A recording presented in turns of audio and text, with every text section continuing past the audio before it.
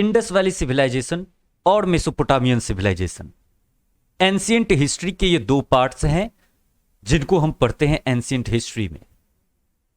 इनका time period है सी 3300 BCE to 1300 BCE और लगभग यही टाइम पीरियड मेसोपोटामियन सिविलाइजेशन का भी है। लेकिन इंडस वैली सिविलाइजेशन को हम प्रोटो हिस्टोरिक पीरियड मानते हैं, जबकि मेसोपोटामियन सिविलाइजेशन को हिस्टोरिक पीरियड मानते हैं। बहुत सारे क्वेश्चंस यहां से ओरिजिनेट हुए कि यह एंशिएंट हिस्ट्री में क्यों है। दूसरी चीज, ये सी डॉट क्या है भाई, ये बीसीई क्या है। सेम टाइम पीरियड होने के बावजूद इंडस वैली को प्रोटो हिस्टोरिक पीरियड कहा गया, जबकि मेसोपोटामियन को हिस्टोरिक पीरियड कहा गया। क्यों, ये डिफरेंसेस क्यों हैं? इन्हीं क्वेश्चंस का जवाब आज के क्लास में आपको मिलने वाला है। हम आज के क्लास में बेसिक क्लासिफिकेशन ऑफ हिस्ट्री को पढ़ेंगे और साथ में अलग अलग टाइमलाइन को कैसे स्टडी करी जाती है, क्या क्या इसके शॉर्ट फॉर्म्स हैं, ये सारी चीजें आज के क्लास में आपकी क्लियर हो जाएंगी। तो वेलकम टू क्लासेबल। चलिए आज की क्लास स्टार्ट करते हैं। सबसे पहला है classification of the world history. कैसे वर्ल्ड हिस्ट्री को अलग अलग पार्ट्स में क्लासिफाई किया गया और क्या क्या इसके टाइम पीरियड्स हैं और क्या क्या इनमें स्टडी करी जाती है, ये सारी चीजें इस स्लाइड में आपकी क्लियर हो जाएंगी। सबसे पहली चीज कि वर्ल्ड हिस्ट्री को क्लासिफाई किया जाता है चार पार्ट्स में: ancient world, medieval world, modern world and contemporary world. इन चारों में किन इवेंट्स को हम पढ़ते हैं और किस समय से किस समय तक हम एंशिएंट वर्ल्ड कहेंगे, मिडाइवल वर्ल्ड कहेंगे, ये सारी चीजें अभी हम समझेंगे। तो सबसे पहले स्टार्ट करते हैं एंशिएंट वर्ल्ड से। एंशिएंट वर्ल्ड तब से स्टार्ट होता है जब से ह्यूमंस इवॉल्व किए धरती पे। सो एंशिएंट वर्ल्ड में इवोल्यूशन ऑफ ह्यूमंस पढ़ना है। साथ में यह भी देखेंगे कि यह अफ्रीका में ओरिजिन इनका हुआ, कैसे हुआ, क्यों हम मानते हैं कि ह्यूमंस का इवोल्यूशन अफ्रीका में हुआ, हमारे एंसेस्टर्स कौन थे, एप्स थे या मंकीज थे, कपी थे या बंदर थे। ये चीजें हर एक जनरेशन कहती है children today are more intelligent. Why, क्यों कहती है? आपके फादर ने भी कहा होगा, आपके पेरेंट्स कहते होंगे कि आजकल के बच्चे, ओह हमारे समय में ऐसे होता था और आज के इतने छोटे छोटे बच्चे ये कार्य कर लेते हैं, ये काम कर लेते हैं। ये चीजें क्यों कही जाती है? साथ में आपको पता है कि what is the primary need of humans, water. और इसी वजह से जहां भी सिविलाइजेशंस ओरिजिनेट हुई, चाहे वह मेसोपोटामिया का सिविलाइजेशन हो, चाहे इंडस वैली हो, चाहे चाइनीज सिविलाइजेशंस हो, ये सारी सिविलाइजेशंस रिवर वैली सिविलाइजेशंस थी। रिवर के पास ही उनका सेटलमेंट क्यों हुआ? ये वही टाइम पीरियड था जिस समय दो इंपॉर्टेंट रिलीजन्स धरती पे ओरिजिनेट करते हैं, ज्यूज एंड क्रिश्चियनिटी। यहूदी और ईसाई धर्म, ये दो धर्म ओरिजिनेट करते हैं और यह हमारा एंशिएंट वर्ल्ड का हिस्सा है। और from the evolution of humans till 5th century, यह जो हिस्सा होगा यह हमारा एंशिएंट वर्ल्ड का हिस्सा होगा। ये सारी चीजें हम एंशिएंट वर्ल्ड में पढ़ेंगे। और 5th सेंचुरी के बाद ऑब्वियसली जो टाइम पीरियड स्टार्ट होगा वह मिडाइवल वर्ल्ड कहलाएगा। यानी 5th सेंचुरी के बाद 6th सेंचुरी से लेकर के 15th सेंचुरी तक का जो समय था उसको हम कंसीडर करते हैं मिडाइवल वर्ल्ड। और यह वही टाइम पीरियड था जिस समय फ्यूडलिज्म के बारे में आपने 9th क्लास में पढ़ा होगा, फ्रेंच रिवॉल्यूशन में, that prior to the French revolution in old regime feudalism was prevalent. तो ये फ्यूडलिज्म कैसे ओरिजिनेट किया, यह क्या था, ये सारी डिटेल्स मिडाइवल वर्ल्ड हिस्ट्री में 11th में भी हमको पढ़ना है। फिर आप देखोगे कि यह वही टाइम पीरियड था जिस समय इस्लाम, एक नई रिलीजन का ग्रोथ होता है, इस्लामिक रिलीजन का। पहले से ज्यूज और क्रिश्चियनिटी थी और जब इस्लाम ओरिजिनेट हुआ तो इनका भी मिशनरी अप्रोच था, यानी कि ये भी बहुत तेजी से एक्सपेंड कर रहे थे। इनकी क्रिश्चियनिटी के साथ स्ट्रगल होती है, वॉर्स होती है और लगभग 250 वर्षों तक क्रिश्चियनिटी और इस्लाम के बीच में लड़ाई झगड़े, वॉर्स होती हैं, जिनको क्रूसेड्स कहा जाता है, धर्म युद्ध कहा जाता है। जनरेशंस की जनरेशंस युद्ध करते निकल गई। तो आखिर ये स्ट्रगल्स, ये वॉर्स क्यों हो रही थी, ये सारी चीजें मिडाइवल वर्ल्ड का हिस्सा है। साथ में आप देखोगे कि उसके जस्ट बाद एशियन कंट्रीज या मिडिल ईस्ट वाला जो इलाका है उधर इस्लाम बहुत तेजी से एक्सपेंड करता है। कैसे? और इस फेज को, इस मिडाइवल वर्ल्ड को यूरोपियंस मानते हैं डार्क एज। ये डार्क एज उनके लिए था, वेस्टर्न कंट्रीज के लिए था, यूरोपियन कंट्रीज के लिए था, हमारे लिए नहीं था। तो वो क्यों अपने इस एज को, इस टाइम पीरियड को डार्क एज कहते हैं, ये चीज हम समझेंगे क्लास 11th की हिस्ट्री में। इसके बाद आता है मॉडर्न वर्ल्ड, यानी कि आपको मैंने बताया कि medieval world till 15th century, और 15th सेंचुरी के बाद बहुत सारे चेंजेस आए, बहुत सारे चेंजेस वर्ल्ड में, जैसे कि रिनेसेंस हुआ, इनलाइटेनमेंट हुआ, बौद्धिक जागरण, धर्म सुधार, ये सारी चीजें हुई 15th सेंचुरी के बाद में। यानी ये वो टाइम पीरियड था जिस समय साइंटिफिक आइडियाज ग्रो कर रही थी, इन्वेंशंस हो रहे थे, नए नए इनोवेशंस किए जा रहे थे, रिनेसेंस हुआ, इनलाइटेनमेंट हुआ यूरोपियन कंट्रीज में, और एक कंसेप्ट निकल के आया मॉडर्न मैन का। और ये वही टाइम पीरियड था जिस समय इंग्लैंड और फ्रांस काफी सुप्रीम पावर्स थे। ये वही टाइम पीरियड था जिस समय इंग्लैंड का सीज और ओशियंस के ऊपर, यानी नेवी उनकी बहुत ज्यादा स्ट्रांग हो गई थी, और आउटकम हुआ था कि बहुत सारी कॉलोनीज उन्होंने बना ली थी। तो ये सारी इवेंट्स मॉडर्न वर्ल्ड की हैं। और तब आता है कंटेम्प्रोरी वर्ल्ड का टाइम, यानी आपको पता है कि 2 वर्ल्ड वॉर्स हुए हैं। तो सेकेंड वर्ल्ड वॉर जब हुआ उसके बाद का जो टाइम पीरियड है वह कंटेम्प्रोरी वर्ल्ड माना जाता है। मॉडर्न वर्ल्ड लगभग 16th सेंचुरी से आप मान लो कि first world war, second world war तक का जो टाइम पीरियड था उसको हम मॉडर्न वर्ल्ड में कंसीडर करते हैं। लेकिन वर्ल्ड वॉर के बाद में जो इवेंट्स हुए, जो चेंजेस आए वर्ल्ड के अंदर, वो सारे कंटेम्प्रोरी वर्ल्ड में कहे जाएंगे। आपको पता है कोल्ड वॉर एरा आई थी सेकेंड वर्ल्ड वॉर के बाद। पूरा वर्ल्ड 2 हिस्सों में बट चुका था, एक तरफ अमेरिका सुपर पावर था, दूसरी तरफ यूएसएसआर था।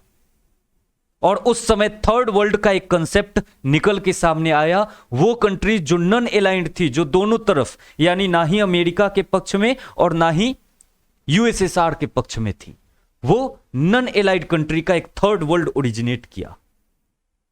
और फिर देखेंगे कि कैसे डिसइंटीग्रेशन ऑफ यूएसएसआर हो गई, यानी यूएसएसआर कैसे बिखड़ी, कैसे वो टूटी, और फाइनली यूएसए, अमेरिका सुप्रीम बन गया। तो ये सारे इवेंट्स कंटेम्प्रोरी वर्ल्ड हिस्ट्री की है। यानी कि क्लासिफिकेशन ऑफ वर्ल्ड हिस्ट्री जो हमने 4 पार्ट्स में किया है, उसमें हमें क्या इवेंट्स पढ़नी है, ये सारी चीजें आप यहां से समझ चुके हो। और ये क्लासिफिकेशन हम करते हैं जो चेंजेस हुए हैं उनको समझने के लिए। और जब भी कभी सिग्निफिकेंट चेंज आया, हमारा क्लासिफिकेशन चेंज किया। जैसे आपने देखा कि एंशिएंट वर्ल्ड में 5th सेंचुरी तक का टाइम पीरियड हमने एंशिएंट वर्ल्ड माना। उसके बाद क्या हुआ भाई, तो एक नई ग्रोथ होती है, फ्यूडलिज्म ग्रो करता है, इस्लाम एक नई रिलीजन आती है, सिग्निफिकेंट चेंज हुआ। इस समय क्रूसेड्स होते हैं, इसको हमने मेडाइवल वर्ल्ड में रखा, और ये डार्क एज था। और जैसे जैसे ये डार्क एज खत्म होकर मॉडर्न एज आ रहा था, उसको हमने मॉडर्न वर्ल्ड में क्लासिफाई कर दिया। और उसके बाद अभी का जो टाइम पीरियड है यह कंटेम्प्रोरी वर्ल्ड का है। इस समय हम जो भी इवेंट्स पढ़ेंगे रिसेंट के, वो सारे कंटेम्प्रोरी वर्ल्ड हिस्ट्री का हिस्सा होंगी। आई थिंक कि आपको क्लासिफिकेशन ऑफ वर्ल्ड हिस्ट्री ये वाली समझ में आई है। अब बात करते हैं एक और चीज की, जिसको कहते हैं हम एविडेंसेस। आपको मैंने बताया था कि इंडस वैली सिविलाइजेशन और Mesopotamian civilisation same time period में होने के बावजूद भी एक को प्रोटो हिस्टोरिक पीरियड कहा गया, जबकि दूसरे को हिस्टोरिक पीरियड कहा गया। वाई, क्यों ऐसा हुआ? तो इस चीज को समझने के लिए आपको समझना होगा एविडेंसेस के बारे में। तो एविडेंसेस क्या होती हैं? तो 2 प्रकार की एविडेंसेस होती हैं, archaeological evidences and literary evidences. Archaeological evidences में क्या आती है, तो जो भी खुदाई करने के बाद, एक्सकावेशन करने के बाद जो कुछ भी हमें मटेरियल रिमेन्स मिलती हैं, वो सारी आर्कियोलॉजिकल एविडेंसेस हैं। जैसे coins, inscriptions, buildings, monuments, sculptures, ये सारी चीजें खुदाई करने के बाद, एक्सकावेशन करने के बाद हमें मिलती हैं। इस वजह से ये सारे आर्कियोलॉजिकल एविडेंसेस हैं। और लिटरेरी रिसोर्सेज में क्या है भाई, लिटरेरी एविडेंसेस में क्या है हमारे पास, तो जो कुछ भी रिटन रिकॉर्ड्स हमें मिला है, हमें टैबलेट्स मिली हैं जिसके ऊपर राइटिंग की गई थी, हमें कॉइन्स मिले हैं जिसके ऊपर राइटिंग करी गई थी, हमें डिफरेंट बुक्स मिले हैं, तो ये सारी जो हैं लिटरेरी सोर्सेज हैं, लिटरेरी एविडेंसेस हैं। तो एविडेंसेस जो दो प्रकार की हैं इसको आपने समझ लिया, तो इसी के बेसिस पर एक और क्लासिफिकेशन होता है हिस्ट्री का। History is again classified on the basis of evidences. और आपने देखा कि दो तरह के एविडेंसेस हैं, आर्कियोलॉजिकल एंड लिटरेरी एविडेंसेस, और उसी के बेसिस पर प्री हिस्ट्री, प्रोटो हिस्ट्री और हिस्ट्री, ये तीन पार्ट्स में बांट दिया गया। तो एक एक करके इन तीनों को देखते हैं। सबसे पहले देखते हैं कि प्री हिस्ट्री क्या थी। तो वैसी टाइम पीरियड जिस समय का हमारे पास रिटन रिकॉर्ड्स अवेलेबल नहीं है, मौजूद नहीं है, वो समय जो राइटिंग के ओरिजिनेट होने से पहले थी, स्क्रिप्ट के बनने के पहले थी, वो समय जिस समय कुछ भी लिखा नहीं जाता था, उस पीरियड को हम प्री हिस्टोरिक पीरियड कहते हैं। और उसको पढ़ने के लिए हमारे पास केवल और केवल आर्कियोलॉजिकल एविडेंसेस ही हैं, जैसे stone tools, copper tools, bricks, sculptures, buildings, ये सारी चीजें। यानी वो टाइम पीरियड जिस समय की केवल और केवल आर्कियोलॉजिकल एविडेंसेस ही हमारे पास अवेलेबल हैं, जिस पीरियड का कोई रिटन रिकॉर्ड हमारे पास अवेलेबल नहीं है, उसको हम कहते हैं प्री हिस्ट्री या प्री हिस्टोरिक पीरियड। और दूसरा हम समझते हैं हिस्ट्री को, यानी हिस्टोरिक पीरियड किसे कहा जाता है, वो टाइम पीरियड जिस समय के आर्कियोलॉजिकल एविडेंसेस के साथ में हमारे पास लिटरेरी एविडेंसेस भी अवेलेबल हैं। यानी वो टाइम पीरियड जिस समय हमारे पास लिटरेरी सोर्सेज अवेलेबल हैं और आर्कियोलॉजिकल एविडेंसेस भी अवेलेबल हैं, ताकि हम उसकी ऑथेंटिसिटी को एनालाइज कर सकें, उसके ऑथेंटिसिटी को चेक कर सकें, तो उस टाइम पीरियड को हम हिस्टोरिक पीरियड कहेंगे। और तब हम समझेंगे प्रोटो हिस्ट्री को, कि प्रोटो हिस्ट्री क्या है। तो प्री हिस्टोरिक पीरियड और हिस्टोरिक पीरियड के बीच का जो समय था, जिस समय स्क्रिप्ट डेवलप हो रही थी, यानी वो समय जिस समय स्क्रिप्ट तो थी लेकिन उसको आज तक पढ़ा नहीं जा सका, और स्क्रिप्ट है बहुत सारी चीजें जो पढ़ी जा चुकी हैं, उनके लिए कोई आर्कियोलॉजिकल एविडेंसेस मौजूद नहीं है, तो उस टाइम पीरियड को हम प्रोटो हिस्टोरिक टाइम पीरियड कहते हैं। इस चीज को एग्जाम्पल के साथ मैं बता दूं कैसे मेसोपोटामियन सिविलाइजेशन को हिस्टोरिक पीरियड में रखा गया, क्योंकि उस समय के हमारे पास रिटन रिकॉर्ड्स भी हैं और साथ में आर्कियोलॉजिकल रिकॉर्ड्स भी हैं। यानी कि हमारे पास दोनों एविडेंसेस हैं, लिटरेरी एविडेंसेस और archaeological evidences. That's why we consider it as historic period. जबकि इंडस वैली सिविलाइजेशन में हमारे पास बहुत सारी आर्कियोलॉजिकल सोर्सेज हैं, बहुत सारे आर्कियोलॉजिकल एविडेंसेस हैं, रिटन मटेरियल्स भी है, लेकिन उन रिटन मटेरियल्स को आज तक पढ़ा ही ना जा सका है। अगर इस इंडस वैली सिविलाइजेशन के स्क्रिप्ट को डिसिफर कर लिया जाता है, पढ़ लिया जाता है, तो वह प्रोटो हिस्टोरिक पीरियड नहीं, वह हिस्टोरिक पीरियड में आ जाएगी। इट मींस कि अगर हमारे पास आर्कियोलॉजिकल एविडेंसेस एबंडेंस में है लेकिन लिटरेरी सोर्सेज अवेलेबल नहीं है, या है भी तो जिसको डिसिफर नहीं किया गया, तो उसको प्रोटो हिस्ट्री कहेंगे। इसका ठीक उल्टा, हमारे पास लिटरेरी सोर्सेज बहुत सारी हैं लेकिन उसके लिए आर्कियोलॉजिकल एविडेंसेस नहीं है। इसका एग्जांपल मैं दूं, वैदिक पीरियड। वैदिक पीरियड जिस समय वेद लिखे गए, हमारे पास रिटन मटेरियल्स बहुत सारी हैं वेद के लिए, 4 वेद होती हैं, इतने बड़े बड़े वेद लिखे गए, लेकिन उनके प्रूफ के तौर पे कोई आर्कियोलॉजिकल एविडेंसेस हमारे पास नहीं है। तो वैसे सिचुएशन में भी इसको प्रोटो हिस्ट्री कहा जाएगा। यानी प्रोटो हिस्टोरिक पीरियड आपको समझ में आ रहा होगा, ऐसा पीरियड जिस समय either script has not been deciphered और literary sources are there, we are able to read that literary sources but we have no archaeological evidences for it, then that period is considered to be in proto-historic period. So how we classify history on the basis of evidences, ये आपको clear हो गया कि pre history, proto history और historic period क्या होती हैं, ये चीजें आपको समझ में आ गई। तो अभी तक में हमने दो तरह के क्लासिफिकेशंस को देखे हैं। पहला था एंशिएंट, मेडाइवल, मॉडर्न और कंटेम्पोररी। यह था सिग्निफिकेंट चेंजेस के बेसिस पे। और दूसरा क्लासिफिकेशन हमने पढ़ा प्री हिस्ट्री, प्रोटो हिस्ट्री और हिस्ट्री, और यह क्लासिफिकेशन एविडेंसेस के बेसिस पे। तो आई होप कि क्लासिफिकेशन वाला पार्ट आपको बहुत अच्छे से समझ में आया है। और अब हम समझते हैं डेटिंग के सिस्टम को, कि आखिर डेटिंग कैसे करी जाती है। ये जो डेट्स लिखे जाते हैं, इसमें जो शॉर्ट फॉर्म्स होता है वो क्या होता है, डेट्स को हम समझेंगे कैसे, ये सारी चीजें इस पार्ट में यानी ये सिस्टम ऑफ डेटिंग में आपको समझ में आने वाली है। सबसे पहला शॉर्ट फॉर्म जो आपको क्लास 11th में बुक स्टार्ट करते ही, बुक को खोलते ही मिलेगा, वो मिलेगा MYA का। MYA stands for million years ago. 1 million का मतलब क्या होता है? 10 लाख, यानी 10 लाख साल पहले को हम 1 MYA लिखेंगे। जैसे आपको बताया गया कि होमो 2 मिलियन ईयर्स एगो आए थे, 2 MYA लिख दिया गया, 2 MYA, कि 2 MYA में होमोज ओरिजिनेट करते हैं, ऐसा हमें एविडेंसेस मिलता है। होमोज क्या होती हैं, ये सारी चीजें हम लोग पढ़ेंगे। बट अगर लिख दिया गया 2 MYA तो इसका मतलब है लगभग 20 लाख साल पहले। तो MYA का मतलब क्या होता है, ये चीज आपको समझ में आ गई।